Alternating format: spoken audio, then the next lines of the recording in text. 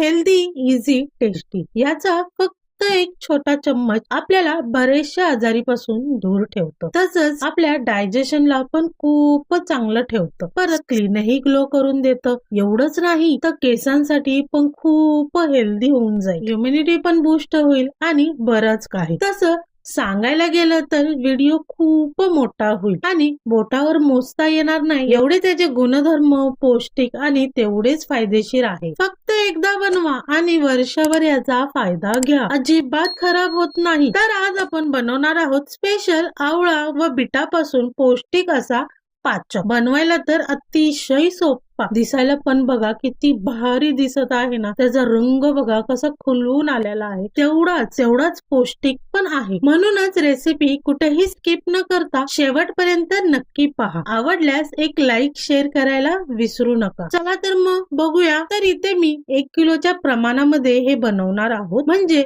1 kilo आवळ्याचं प्रमाण घेणार आहे आणि त्या पद्धतीने आपण सर्व सामान मोजून घेणार आहोत.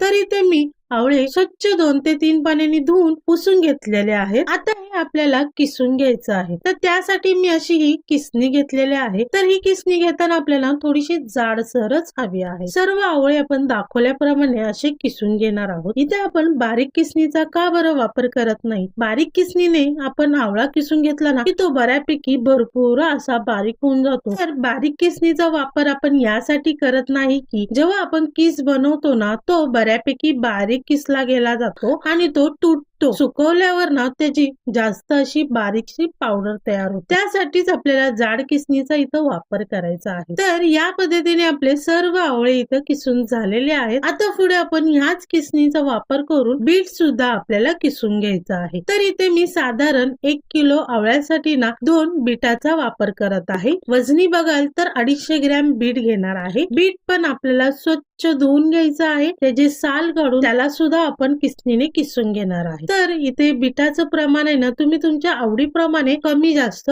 करू शकता. तर अशा प्रकारे इथे बीट सुद्धा मी किसून घेतलेला आहे. आता आपल्याला आवळा आणि बीट हे चांगलं एकत्र मिक्स करून घ्यायचं आहे. चांगलं हलक्या हाताने मिक्स करायचं आहे. मिक्स करताना अजिबात जोर लावायचा नाही. नाजूक हाताने व्यवस्थित असं एकजीव करून घ्यायचं आहे. तर या पाचक मध्ये आपण आवळा आणि बीटेचा मुख्य वापर करत आहोत. म्हणजे की विटॅमिन सी ने भरलेला आवळा आणि अँटीऑक्सिडंट युक्त आपलं बीटरूट आरोग्याच्या दृष्टीने अतिशय फायदेशीर आहे. आता हे चांगलं आपल्याला मिक्स करून झालेलं आहे. आता बघा ह्याला छानसं पाणी सुटलेलं आहे. यातलं संपूर्ण पाणी आपल्याला नितळून घ्यायचं आहे. तर त्यासाठी मी एक चाळण घेतलेलं आहे आणि हे सर्व मिश्रण त्या चाळणीवरती काढून पाणी सर्व नितळून घेणार आहे. हे जे पाणी आहे म्हणजेच की ज्यूस खाली तयार होत आहे ना ते देखील आपला पौष्टिक आहे. ते पण आपल्याला पिण्यासाठी वापरायचं आहे. वाया अजिबात घालवायचं नाही. पाणी आपलं नितळतच आहे तोपर्यंत आपण ह्याच्यामध्ये घालण्यासाठी मसाला तयार करून घेऊया. तर मसाला भाजण्यासाठी आपण गॅसवरती पॅन तापवण्यासाठी ठेवणार आहोत. मग त्याच्यामध्ये आपल्याला 3 ते 4 चम्मच बडीशोप घेतलेले आहेत. 25 ते 30 लवंग घेतलेले आहेत. 3 चम्मच धने घेतलेले आहेत. 3 चम्मच जिरा घेतलेला आहे. तसंच 25 ते 30 ना काळी मिरी घेतलेली आहे आणि 3 चम्मच साखर घेतलेले आहे. 1/2 चम्मच काळं मीठ घ्यायचं आहे आणि व्हाईट मीठ चवीनुसार घ्यायचं आहे. आता पॅन आपला चांगला गरम झालेला आहे. हे सर्व मसाले आपल्याला हलकेसे फ्राय करून घ्यायचे आहेत. फक्त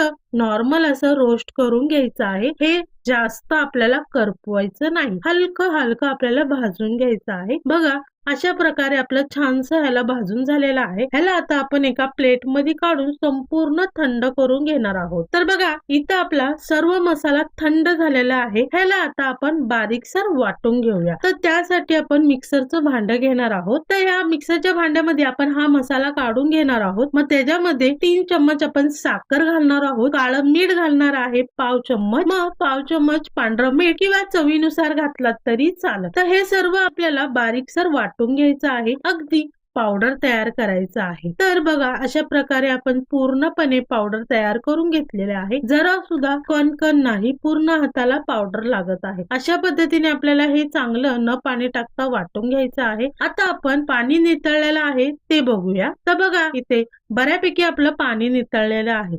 मस्तपैकी ज्यूस बघा खाली एकदम छानसा तयार झालेला आहे, एकदम हेल्दी ज्यूस असा. तर ह्या ज्यूसाला आपल्या आहारामध्ये नक्की समावेश करा. तर आता हे चाळणी मधलं एका मोठ्या परातीमध्ये काढून घेऊया आणि थोडस नॉर्मल असं पसरून घेऊया. जो मसाला आपण तयार केलेला आहे ना, तो त्याच्यामध्ये संपूर्ण घालून घ्यायचा आहे आणि छानस हलक्या हाताने त्याला एकजीव करून घ्यायचा आहे. जास्त चोळत मसाला अजिबात लावायचा नाहीये, फक्त हलकं वरती खाली नुसतं ह्याला करून घ्यायचं आहे. सर्व मसाला आपला आवळ्या बिटाला लावून झालेला आहे. आता ह्याला आपण वाळवून घ्यायचं आहे. तर इथे मी थोडं प्लेट मध्ये छानस ह्याला पातळशी लेहर लावून त्याला चांगलं पसरून घेणार आहे. जर तुमच्याकडे प्लास्टिकचा पेपर असेल तर त्याच्यामध्ये तुम्ही छानस असं पातळ लेहर पसरून ह्याला वाळवलात ना तरी सुद्धा चालेल. अशा प्रकारे मी 4 प्लेटांमध्ये हे छानस काढून पसरून घेतलेलं आहे आणि मग ह्याला 1 ते 2 दिवस घरामध्येच फॅन खाली ह्याला वाळवून घेणार आहे. जसा थोडासा हलका कोरडा झाला ना की पुन्हा चांगलं मी ह्याला एकजीव करणार आहे आणि पुन्हा फॅन खाली ठेवणार आहे. आणि मग नंतर ना साधारण 3 ते 4 दिवस फॅन खाली वाळवल्याच्या नंतर ना मग ह्याला 2 दिवसाचा मस्तपैकी ह्याला कडकडीत ऊन दाखवायचा आणि मग वर्षभर आपला स्टोर करण्यासाठी हा आपला आवळा पिठाचं पाचक